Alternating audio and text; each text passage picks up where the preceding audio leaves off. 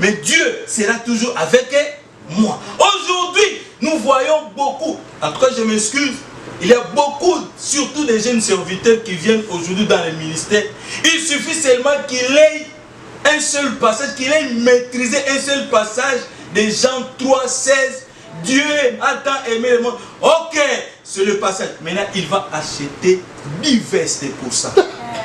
Alléluia. Il s'achète des vestes pour un seul passage.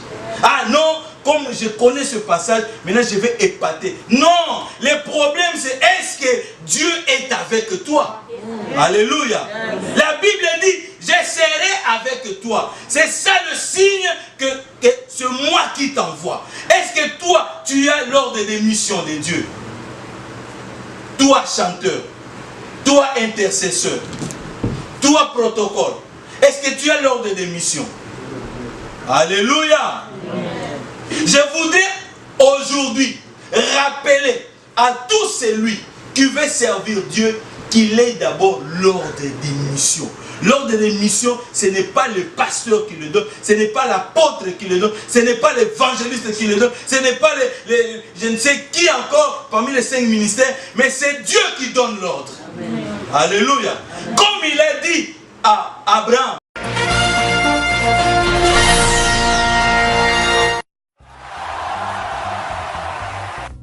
Réveillon 2017.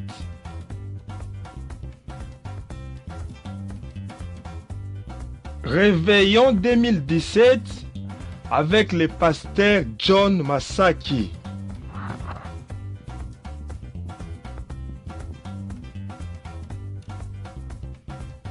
L'église évangélique Reine du Christ vous invite à une nuit de louange et adoration le 31 décembre 2017 de 22h à 5h.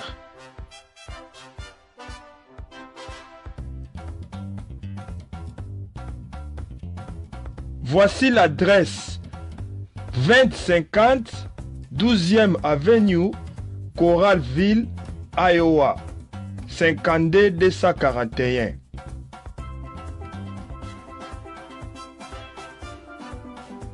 L'équipe Tout Savoir Télévision sera là pour couvrir l'événement.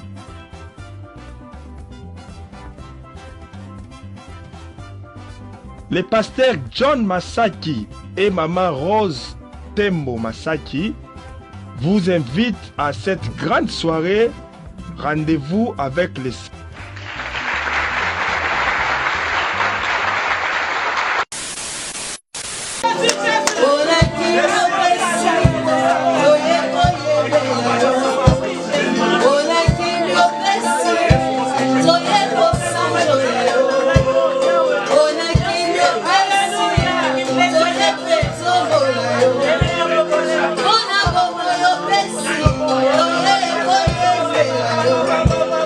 Hola.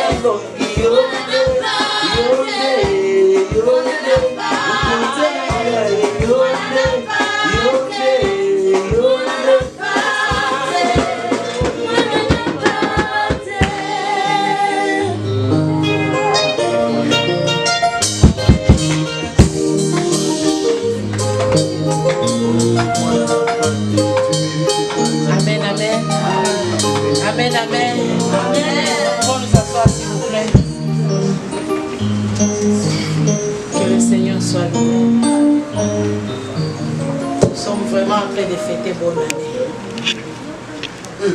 Ils sont plus que ceux qui sont dans les bars maintenant. Amen. Ceux qui sont dans les bars sont en train de chanter pour la gloire de quelqu'un. Mais nous avons laissé nos vies pour chanter pour la gloire du Tout-Puissant. Pour la gloire de celui qui a créé, même ceux qui sont dans les bars maintenant. Pour la gloire de celui qui a créé les cieux et la terre. Pour la gloire de celui qui nous a donné cette année 2018. Acclamons pour cet homme.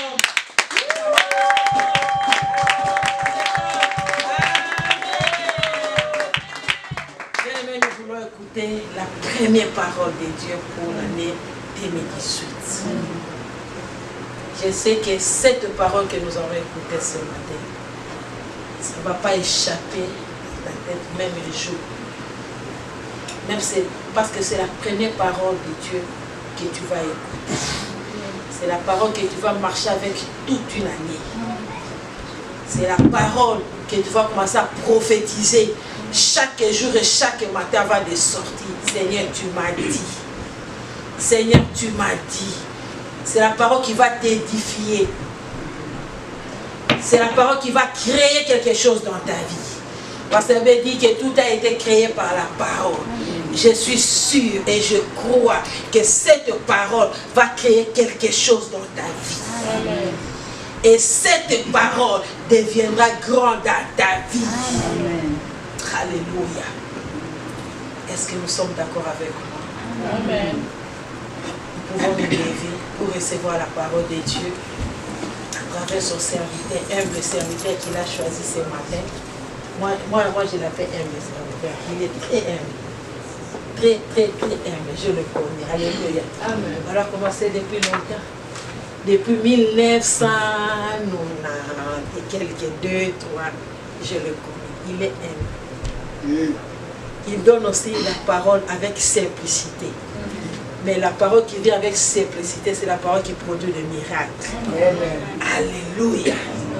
Pendant que l'homme de Dieu s'approche, nous pouvons acclamer pour la parole.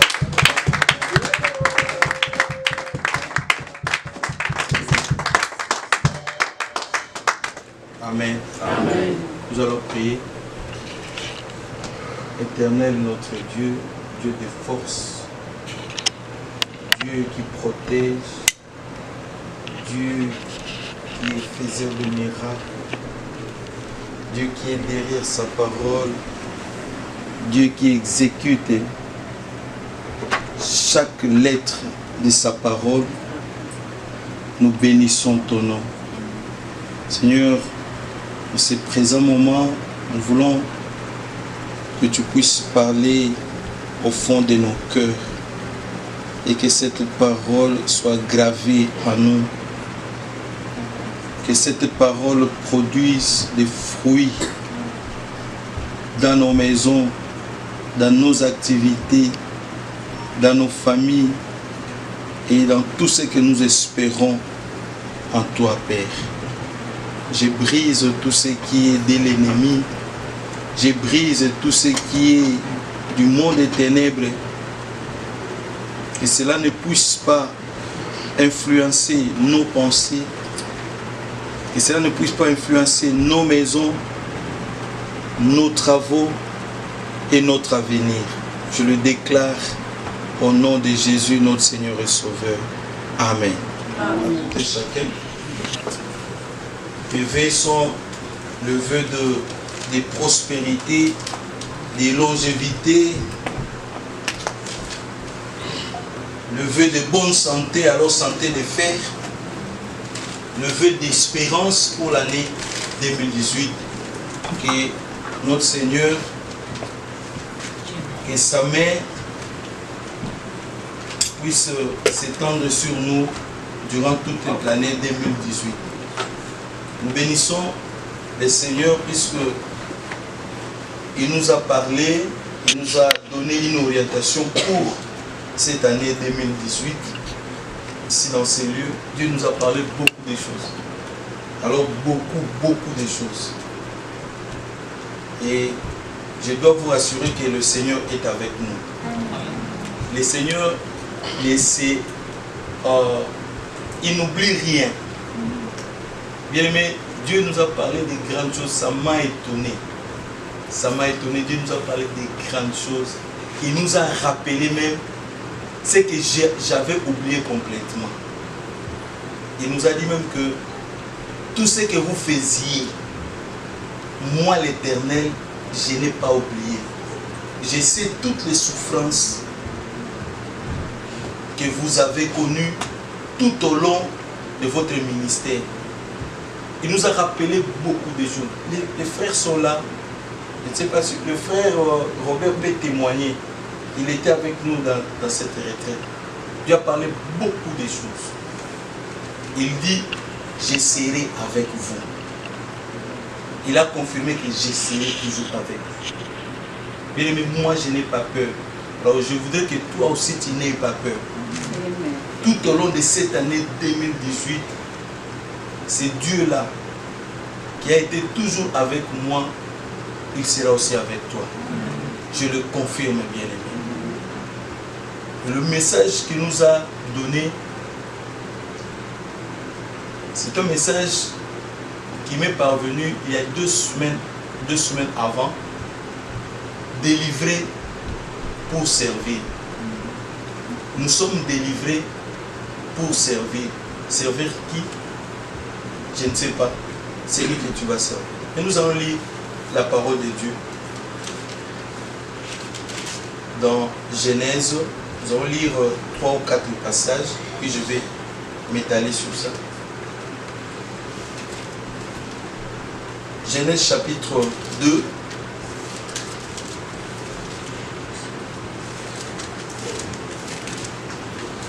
Genèse chapitre 2, verset 15.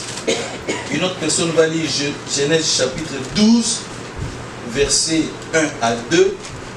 La troisième personne va lire Exode chapitre 3, verset 12. Et la dernière personne lira en Hébreu chapitre 6, verset 10.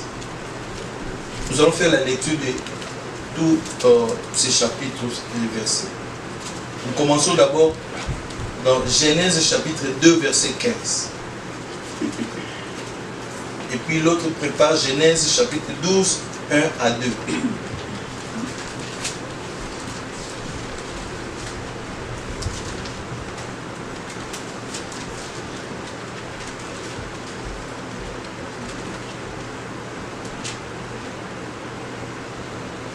Est-ce qu'on peut faire la lecture?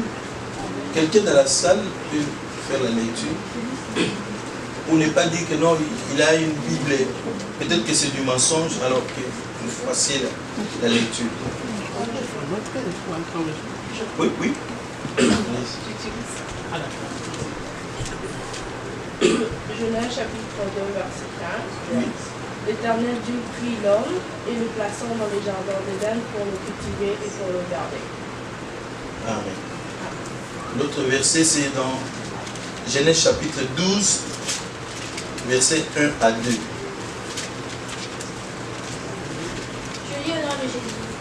Amen. L'Éternel dit à Abraham, quitte ton pays, ta patrie et ta famille, et va dans le pays que je te montrerai. Je ferai de toi une grande nation, je te bénirai, je rendrai ton nom grand, et tu seras une source de bénédiction. Amen. Nous sommes dans le deuxième livre de Moïse, Exode. Exode chapitre 3,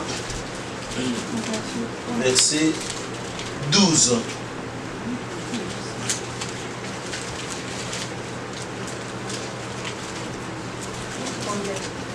Exode chapitre 3, verset 12. J'ai lu au nom de Jésus. Allez-y alors. Dieu dit, je serai avec toi et ceci sera pour toi. Je sais que c'est moi qui t'envoie. Quand tu auras fait sortir de l'Égypte, le peuple vous servirait. Dieu se sait mon Maman, est-ce que tu peux répéter?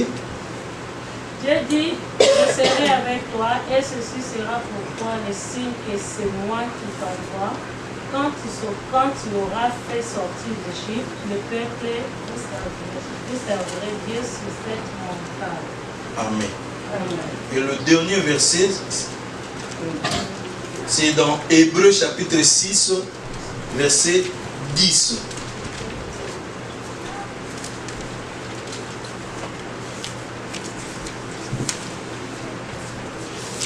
Hébreux 6.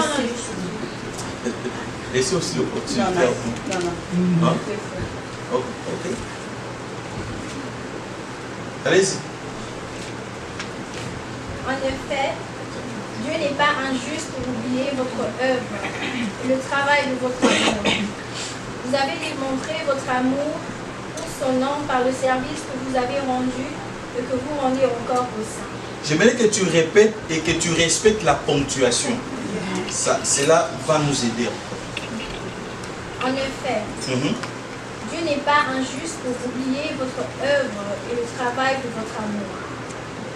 Vous avez démontré votre amour pour son nom par le service que vous avez rendu et que vous rendez encore aux saints. Alors moi je vais lire ce verset dans ma version ici et je vais respecter alors la ponctuation. J'ai lu. Car Dieu n'est pas injuste, virgule, pour oublier votre travail et l'amour que vous avez montré pour son nom, virgule, ayant rendu et rendant encore des services aux saints. Amen. Ça c'est la parole de Dieu. Bien-aimés, nous sommes dans le livre de Genèse, là où nous avons commencé. Si nous lisons, ou s'il y a des lecteurs de Bible dans cette salle, oui, c'est Hébreu. Le dernier livre c'était Hébreu, chapitre 6, verset 10. Si vous êtes d'accord avec moi, s'il y a des lecteurs ici dans cette salle, vous allez être d'accord avec moi que le premier chapitre de Genèse parle de la création. Amen. On parle de la création. Dieu a créé tant de choses. Mais dans le deuxième chapitre de Genèse, la Bible parle de l'achèvement de la création.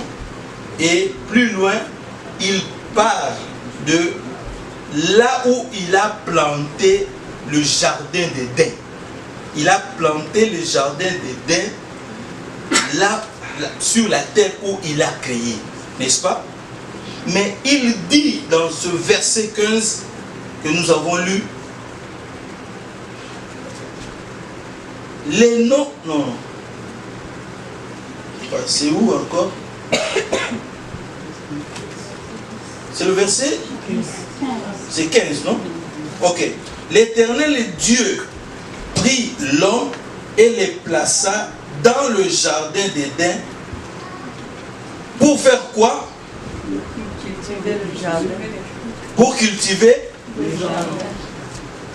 Seulement cultiver et le garder. Amen. Est-ce que Dieu avait placé l'homme dans ce jardin? C'était pour qu'il puisse croiser les bras? Non. C'était pour qu'il puisse observer ou contempler la nature? Non. Vous serez d'accord avec moi que Dieu, quand il a placé l'homme dans ce jardin, il lui avait donné une mission. La mission c'était de cultiver, c'est-à-dire de rendre la terre fertile. Amen. Quand on dit cultiver et garder, c'est-à-dire Dieu a donné à l'homme un travail, n'est-ce pas? Puisqu'il ne voulait pas que l'homme puisse être un paresseux. Alléluia. Puisque Dieu n'aime pas des paresseux. Voilà pourquoi, en créant l'homme et en mettant le jardin d'Éden sur la terre, il dit à l'homme, toi, c'est toi l'homme qui cultivera et c'est toi l'homme qui gardera le jardin d'Éden. Puisqu'il ne voulait pas que l'homme puisse dépendre. Aujourd'hui, c'est ce que nous sommes en train de voir par-ci, par-là. Beaucoup de gens aiment qu'on fasse le tout pour lui. On organise le tout. Lui, il est là comme un chef. Dieu, sachant qu'il a mis dans l'homme des possibilités, des potentialités, des capacités, de l'intelligence, des sagesses, il a dit non, toi, tu ne resteras pas dans ce jardin de Dieu pour croiser les bras, mais tu travailleras. Alléluia. Il voulait que l'homme puisse travailler. Il voulait que l'homme ne puisse pas dépendre des autres. Dans 2 Thessaloniciens chapitre 3, si j'ai une bonne mémoire, je crois que verset 10, la Bible dit que celui qui ne travaille pas ne mange pas non plus. Amen. C'est-à-dire que Dieu voulait que l'homme qu'il a créé, puisque quand Dieu a commencé la création, est-ce que Dieu, quand il a commencé la création, est-ce qu'il y avait l'homme? Non. Est-ce qu'il y avait l'homme? Non. Non. Il a créé lui seul, puisqu'il ne voulait pas qu'il y ait des conseillers à ses côtés, qu'il y ait des gens pour lui donner des ordres, pour lui donner des directives. Il a créé lui-même. Mais quand il s'agissait du travail, il avait besoin de l'homme. Alléluia. Il a fait recours à l'homme. Il a dit, viens, place-toi, garde aussi. Alléluia. De même, quand il s'agissait de remplir la terre, Dieu a fait recours à qui? À l'homme. Alléluia. Il a fait recours à l'homme, puisque les ressources de Dieu, c'est l'homme. Il a besoin toujours de l'homme. Il a appelé Abraham. C'est le passage que nous venons de lire. Il dit, Abraham, sors de ton pays. Sors de ta famille. Moi, je te montrerai là où tu iras. Alléluia. Il avait besoin de l'homme pour qu'il puisse remplir la terre. Puisqu'il dit plus loin, je te multiplierai. Toi, tu seras le père des multitudes. Alléluia. Puisqu'il avait besoin des noms. Il a dit, de toi sortiront des nations. De toi sortiront des rois. Alléluia. Et Abraham a commencé à donner certains, je ne sais pas, des excuses. En disant, non, mais comment cela se fera, puisque dans ma maison, je n'ai que Eliezer. Je n'ai qu'Eliezer dans ma maison. Eliezer qui était son héritier. Il dit, dans ma maison, je n'ai qu'Eliezer. Mais comment je ferai? Le Seigneur lui dit, ne crains pas. Moi, je serai avec toi. Alléluia. Marche dans l'intégrité. Sois intègre. Moi, je ferai de toi une multitude. De toi sortiront des nations. Puisqu'il avait besoin de l'homme. Alléluia. Pour qu'il y ait des hommes, Dieu a commencé par un homme. Il a commencé par Abraham. Et plus tard, même sa femme, il va s'échapper en disant, mais à mon âge, est-ce que je peux encore avoir des enfants? Bien aimé, ce qui est impossible aux hommes n'est pas impossible à Dieu. Amen. Avec Dieu, tout est possible. Alléluia. Sarah a commencé à avancer des raisons, c'est-à-dire moi, c'est ce que nous vivons aujourd'hui, même dans nos églises. Viens servir le Seigneur, c'est-à-dire moi, le travail que je fais, c'est-à-dire moi, la responsabilité que j'ai dans ma maison, c'est-à-dire moi, en tout cas le travail que j'ai fait 12 heures du temps, moi j'ai 3 boulots, moi en tout cas j'ai une grande famille en Afrique, c'est-à-dire, ce sont des excuses. Alléluia. Tout ça pour ne pas servir Dieu. Bien-aimé, je te dis aujourd'hui que Dieu a besoin de toi.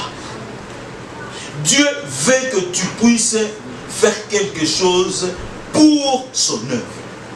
Durant cette année 2018, bien-aimé, si tu n'as pas encore pris une décision, en tout cas, je peux même m'agenouiller, mais je ne le ferai pas, puisque vous n'êtes pas des dieux. Je dois que m'agenouiller devant mon Dieu, mais je dois vous dire que, bien-aimé, derrière le travail de Dieu, il y a des bénédictions. Amen. Ça, bien-aimé, j'ai des témoignages pour ma vie. Pour ma vie, j'ai des témoignages. Mais la Bible dit qu'Abraham, il a quitté. Pourquoi Dieu a fait quitter Abraham de sa maison, de ses parents? Dieu savait, puisque il allait avancer des raisons, des échappatoires. C'est-à-dire, mon père est mort. C'est-à-dire, ma mère est malade. C'est-à-dire, moi, je dois encore rentrer. Et le Seigneur dit, non, sors d'abord. Alléluia. Amen. Sors, vas-y. Moi-même, je vais m'occuper de tes parents. Alléluia. Bien-aimé, si tu prends la décision de servir Dieu, tout ce qui te préoccupe, Dieu va s'en charger. Amen. Alléluia. Bien-aimé, toi, tu ne vas pas te déranger. Dieu sait que toi, tu as besoin de l'argent. Dieu sait que toi, tu as une famille. Dieu sait que toi, tu as besoin d'avoir une femme. Dieu sait que toi, tu as besoin d'avoir des enfants. Dieu sait que toi, tu as besoin de mari. Dieu sait que toi, tu as besoin d'une voiture. Dieu sait que tu as besoin de tant de choses. Il le sait. Alléluia. Amen. Il le sait. Il connaît mieux que toi. Mais il dit, sors d'abord. Sors d'abord de la maison de tes parents. Sors d'abord de ta famille et va d'abord me servir. Alléluia. Ça, c'est mon témoignage. Je n'aime pas donner les témoignages des autres. J'aime donner mon témoignage. Quand je me suis converti, j'étais dans la maison de la famille. Et quand je me suis marié aussi, nous sommes restés dans cette maison-là pendant 2 ans. Parce que je me suis marié en 1993. Je me suis marié avec ma belle-femme. Après 2 ans, nous avons eu des problèmes. Je crois 3 ans après. Non, 2 ans. 2 ans après, comme je vivais dans la famille, dans la maison de la famille, j'ai écouté la voix de l'Éternel me dire, sors de cette maison. Et les jours où j'ai parlé de ce message à ma femelle personnelle, bien aimée, elle s'est enflammée. Elle a dit, non, tu ne sortiras pas de cette maison, puisque c'est ton père, quand il est mort, il t'a laissé dans cette maison et tu resteras toujours dans cette maison. Bien aimé, il a fallu des prières, des intercessions, des jeûnes. Et enfin, Dieu a touché le cœur d'une de ma soeur pour dire que non, maman, laisse-le. C'est la volonté de Dieu. Il doit sortir de cette maison pour qu'il puisse évoluer. Tu ne sais pas, toi aussi tu vas à l'église. On ne t'a pas dit que l'homme sortira. Il a dit, ah oui, notre pasteur aussi nous parle de cela. Puisque ma mère fut une chrétienne de l'église protestante, et missionnaire. Donc elle allait aussi à l'église, mais elle a oublié cette parole-là. Elle autorise maintenant à moi de sortir de la famille.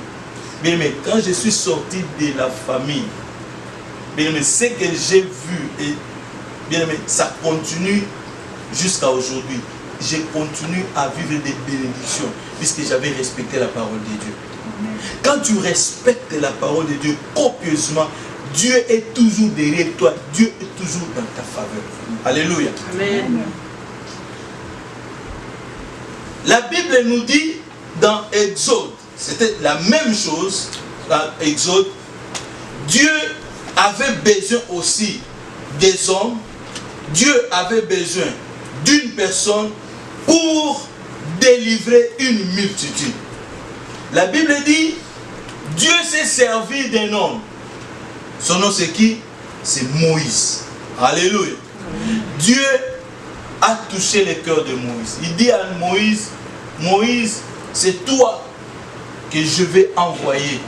Puisque j'ai entendu les cris qui font pousser mon peuple. Et toi, Moïse, c'est toi qui descendras. Moi, je délivrerai ce peuple-là pour qu'il puisse me servir. Alléluia. Amen. Moïse, comme Abraham, des échappatoires. C'est-à-dire, moi, je ne sais pas parler. Moi, en tout cas, je n'ai pas un langage facile. Moi, c'est-à-dire que j'ai un langage embarrassé. C'est-à-dire, moi, ce sont des excuses toujours.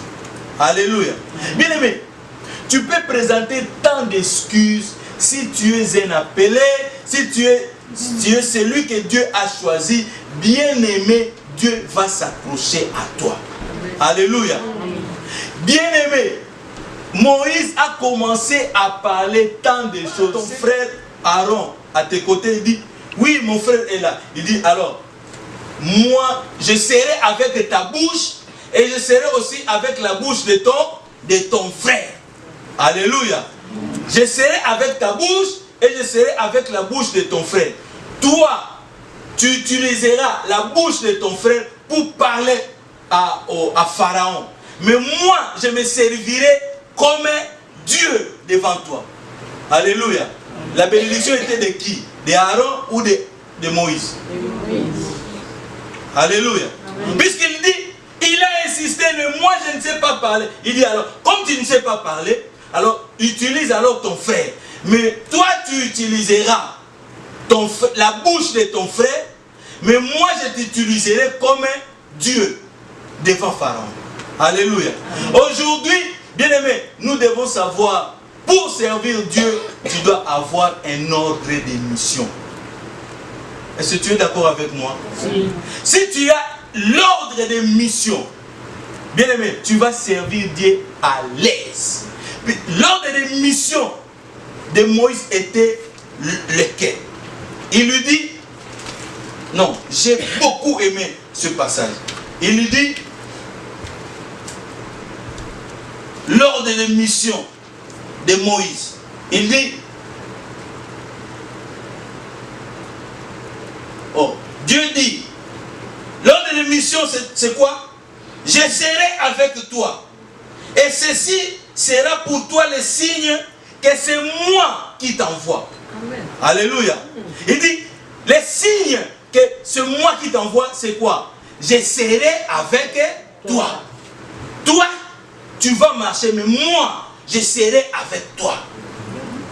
Ça, c'est la confiance. Ça, c'est l'assurance que moi, je peux faire tout, mais Dieu sera toujours avec moi. Aujourd'hui, nous voyons beaucoup, en tout cas, je m'excuse, il y a beaucoup, surtout des jeunes serviteurs qui viennent aujourd'hui dans le ministère. Il suffit seulement qu'il ait un seul passage, qu'il ait maîtrisé un seul passage de Jean 3, 16.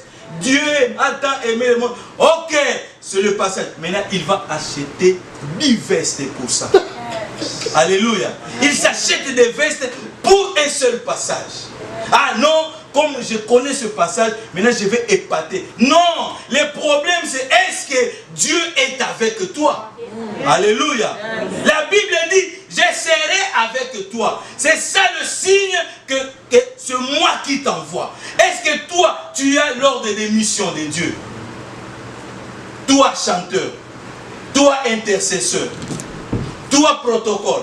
Est-ce que tu as l'ordre de mission? Alléluia. Je voudrais aujourd'hui rappeler à tout celui qui veut servir Dieu qu'il ait d'abord l'ordre des missions.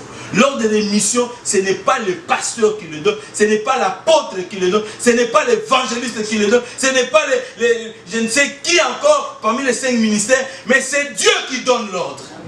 Alléluia. Amen. Comme il a dit à Abraham, Abraham, marche avec moi, sois intègre. Moi, je te ferai le père de multitudes. C'est ça l'assurance, c'est ça la confiance. Bien, mais ne te précipite pas si tu n'as pas encore l'ordre des missions. Il faut avoir l'ordre des missions. Qui donne l'ordre des missions? C'est Dieu. Alléluia. Il dit, je serai avec toi. C'est le signe. Est-ce que tu as le signe avec toi? Et à la suite, il lui dira,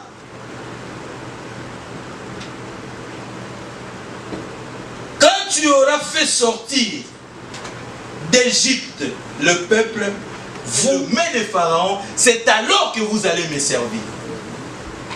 Alléluia. Amen. Alléluia. Est-ce que vous êtes d'accord avec moi que c'est Moïse qui a fait sortir ce peuple? Alléluia. Amen. Moïse, c'est-à-dire, j'ai noté ça quelque part. Moïse s'est tiré. Dieu voulait que son peuple d'abord sorte de l'esclavagisme, sorte de la dépendance, puisqu'il dépendait de qui? Il dépendait de Pharaon. Alléluia. Amen. Pharaon les maltraitait. Alors Dieu voulait qu'il puisse être d'abord libre. Il a délivré d'abord le peuple, son peuple. Bien aimé, si tu n'es pas délivré, je répète, si tu n'es pas délivré, tu ne sauras pas servir Dieu. Aujourd'hui, beaucoup de gens n'arrivent pas à servir Dieu puisqu'ils sont encore emprisonnés. Alléluia. Puisqu'ils ils ne sont pas encore délivrés. Si tu n'arrives pas à servir Dieu, c'est-à-dire que tu n'es pas... Bien aimé, dis-toi que non, je ne suis pas encore délivré. Tu peux dire, non mais délivrance c'est quoi? Bien aimé, quand Jésus-Christ entre dans ta vie, quand tu acceptes Jésus-Christ comme Seigneur et Sauveur dans ta vie, bien aimé, sache que tu es déjà délivré. Amen. Tu as déjà reçu la délivrance. Amen. Mais aujourd'hui, tu peux me poser la question, mais moi j'ai déjà reçu Jésus-Christ comme Seigneur et Sauveur. Mais pourquoi je n'arrive pas à servir mieux? Ou pourquoi je ne sers pas mieux mon Seigneur? Bien aimé, tu peux recevoir Seigneur Jésus comme Seigneur et Sauveur dans ta vie, mais il y a encore des choses qui te retiennent encore au monde. Alléluia. Il y a certaines choses qui te retiennent encore. Totalement délivré pour servir son Dieu. Et la Bible dit que sors d'abord de ta patrie. C'est ça la délivrance. Sors de ta patrie, sors de ton pays et va là où je vais te montrer.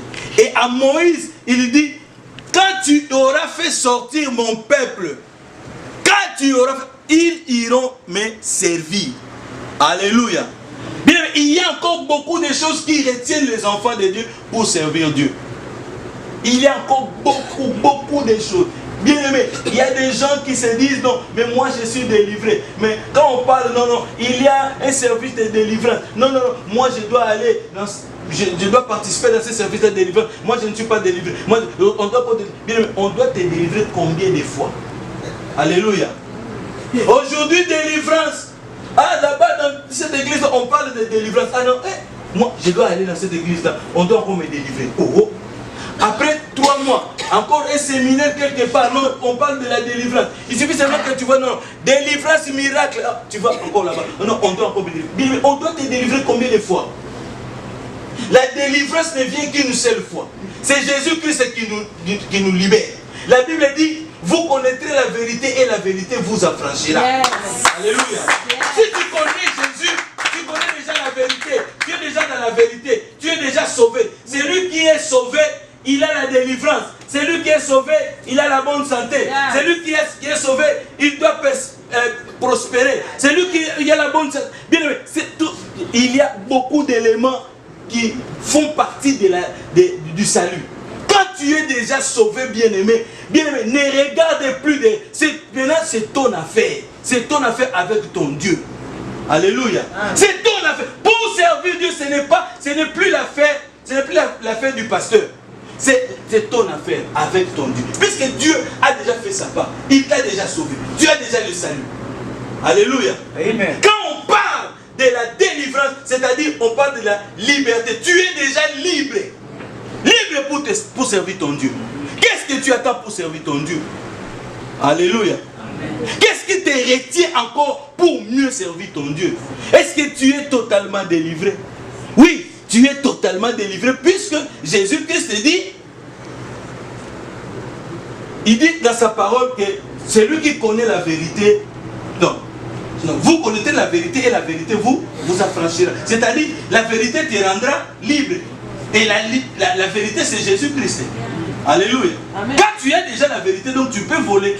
Tu peux voler seul. Mais le problème aujourd'hui que nous sommes en train de remarquer dans beaucoup de... Je n'ai pas parlé de cela. Dans beaucoup d'églises, c'est ça. Aujourd'hui la délivrance, demain la délivrance. Mais on doit délivrer jusqu'à quand? La personne qui délivre, c'est Jésus-Christ. Et quand il te délivre une fois. Il n'y a plus de deuxième délivrance. Il n'y a pas la troisième délivrance. La délivrance, c'est l'unique quand tu acceptes Jésus-Christ comme Seigneur Sauveur. Maintenant, c'est à toi de savoir comment marcher avec la délivrance que toi tu fais. Alléluia. Amen. Laisse-moi te dire.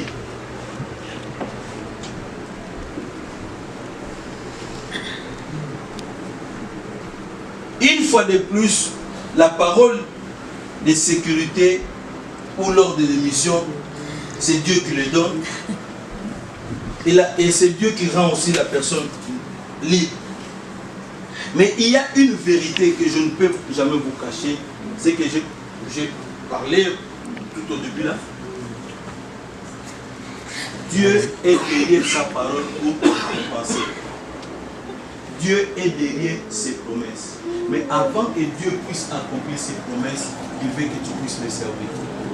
Il dit dans Exode, chapitre 23, verset 25, vous me servirez et moi l'Éternel, je bénirai votre... Oh, il y a beaucoup de gens qui ne connaissent pas ce passage. Alors nous allons lire. Je pensais que vous allez m'accompagner. Moi, je bénirai. Alléluia. Vous allez servir Dieu. Toi, tu vas servir Dieu et Dieu va bénir. Alléluia. Amen. Les promesses se suivent. Puisqu'il y a l'engagement.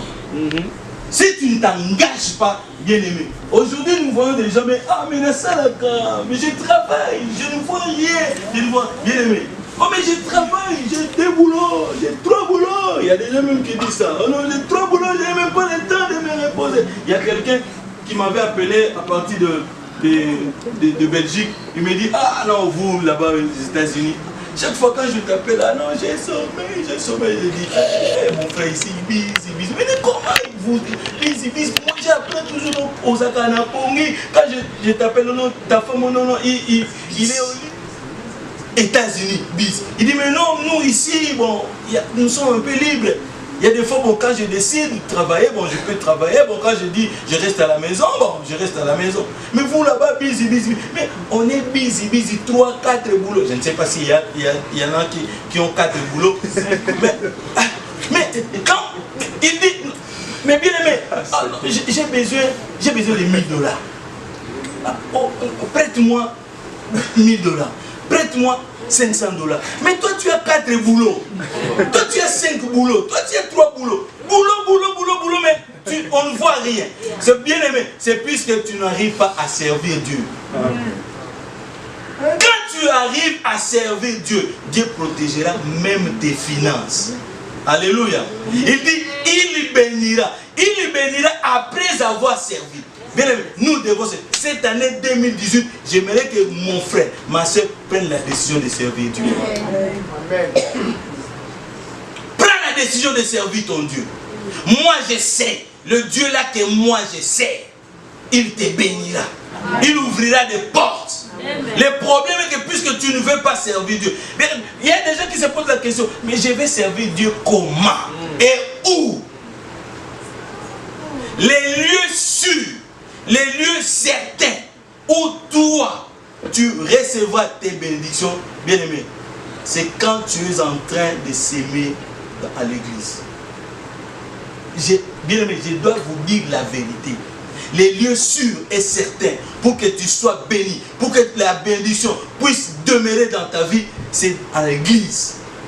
Quand tu es en train de servir Dieu à l'église, bien aimé, même si tu viens à l'église, ne fût-ce que pour arranger les chaises, bien aimé, c'est le travail que tu es en train de faire pour ton Dieu.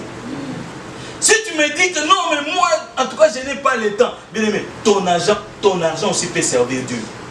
Alléluia. Amen. Ton argent aussi peut servir Dieu. Non, mais moi, je n'ai pas le temps de... Bon, peut-être que... Il y a des dimanches que je travaille. Oui, les dimanches que tu travailles, oui, mais... Il y a même certaines personnes, bien aimé, même pour appeler le pasteur, quels sont les besoins de l'église? Et le matin, le montait. Les besoins de l'église, ah non, non. Mais qu'est-ce que l'église a besoin? Non, non. Moi, mon problème, j'arrive un dimanche, bon, que les gens sachent seulement que moi j'ai pris. Non, bien aimé, sers Dieu. Alléluia. Quand nous avons commencé à servir Dieu, et quand j'ai commencé à travailler, je me rappelle, c'était en l'année 1994, quoi. Après mon mariage, bon, j'ai commencé à travailler dans une clinique. Le premier salaire, les premiers, je ne dis pas le premier, mais les premiers salaires, nous sommes arrangés avec ma femme. Je suis allé acheter un terrain là-bas au pays, dans un quartier, bon, un nouveau quartier. J'ai acheté le terrain. Après quelques mois, bon, je me suis arrangé avec un ami qui était un architecte. Il me dit, non, je vais t'aider, bon, je vais faire le plan, tout ça là. C'était en l'année, en tout cas, oui, 94. Bon, le temps, bon, de préparer l'argent, bon, année 95, 7, 99, bon, j'ai pris la décision de voyager pour venir en Angola. Et quand je suis arrivé en Angola, une année après, ma femme, à l'église, où elle, je ne l'ai pas laissée dans cette église-là. Comme il était question qu'elle puisse se déplacer pour aller dans une autre église, puisque bon, c'était question de sortir d'un quartier pour un autre quartier. L'église où elle fréquentait avait besoin de finances, avait besoin d'argent. J'ai partagé ce témoignage hier avec les enfants qui étaient avec moi à la retraite. Ma femme m'a appelé, me dit, nous avons un problème urgent ici. L'église a besoin de l'argent. Mais moi, je n'ai rien. En tout cas, la seule ressource que nous avons, c'est la parcelle. Moi, je vais donner cette parcelle à l'église. Bien aimé, quand j'ai appris ça, j'ai dit, mais c'est l'unique ressource. Alors que elle était en train de préparer le voyage pour me rejoindre. Avec 4 enfants. Donc la seule ressource c'était la parcelle. Je lui ai, en tout cas, je lui ai, bon, à toi, au cas des besoins, tu vends la parcelle et tu